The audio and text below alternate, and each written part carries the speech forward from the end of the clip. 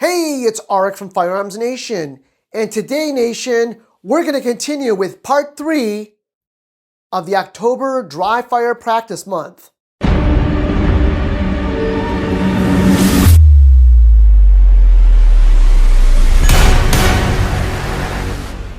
So once again, Nation, if you've been following along this October, we dedicated it to dry fire practice. And hopefully you've watched the 2 other videos, one here and one here, and you're starting to see improvement in what you're doing. Because remember, all you need to really do is about 15 minutes of dry practice a day, and you're going to be smoking it out on the range. You're going to be that tactical guru that you've always wanted to be. You're going to be that grandmaster shooter and several years training, because nobody gets a black belt the first day in class. Unless you pay for it. So you've gotten your dry fire area set up. If you look behind me, you'll see I've been doing some tweaking to my setup now that I got the right cutout targets. And we've also discussed what you're thinking or not thinking when you're dry practicing. Because remember, we want that subconscious transfer to go on, and the only way it goes is when you don't really think about it. How does that work out? It doesn't matter. It just does. But the key to all of this, in all seriousness, you must practice. That's it. You won't get better if you don't practice. And the easiest way to practice is to dry practice. And you can do that every day. All right, I'm giving you a break. You don't want to do 15 minutes? You can do it in 5 minutes. 5 minutes a day. 5. Do 5 minutes a day. That's it. That's pretty much the length of this video. 5 minutes. And you're going to see improvement. And you can break it up. How are you going to break it up? Well, there are a series of drills that you can do every day that are going to make you better. First and foremost, let's work on trigger pulls. If you're pulling the trigger and the gun is bouncing all over the place when you do it, that's going to become a huge problem when you start doing live fire. So let's fix that in dry. Empty gun. All I'm going to do is put the sights on a target, my finger on the trigger, on an empty chamber. Again. So I'm pulling the trigger without letting the gun do something like this.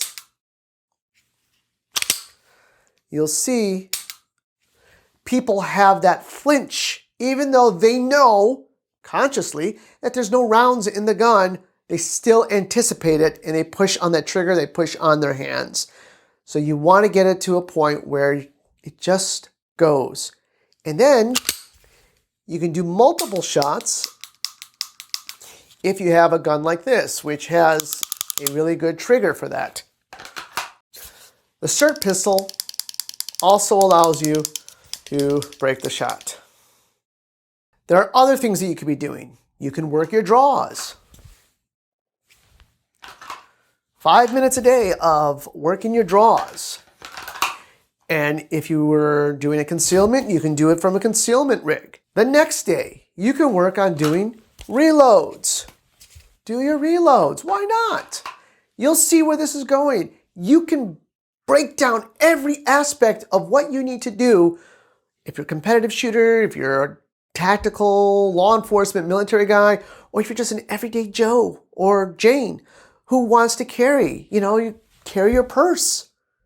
Carry your purse and then practice drawing from it, because the time to really learn how to do it is not when it's needed in the middle of a mugging. Okay, that's bad. So you got to do it ahead of time. You got to do it dry. Finally, there are 2 really good books that I recommend for dry fire. The first one is Get to Work by Steve Anderson. Steve Anderson is also known the dry fire guy. He wrote a book way back when called Repetition and Repetition.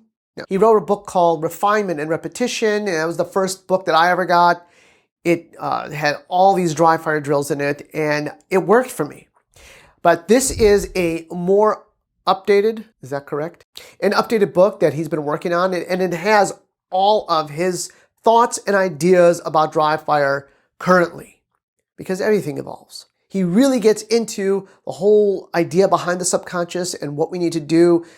There are all sorts of drills in here. And the nice thing is that he includes these sheets where you can actually write down, imagine that, write down your progress.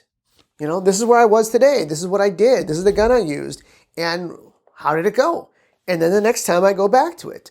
So these are really good. I mean, this is something you could probably make up on your own, but it's nice that it's already included in the book. The second book I really recommend is Dry Fire Training by Ben Stoeger. Now, Ben Stoeger, for those of you that don't know, is a 5-time national champion in action pistol, USPSA.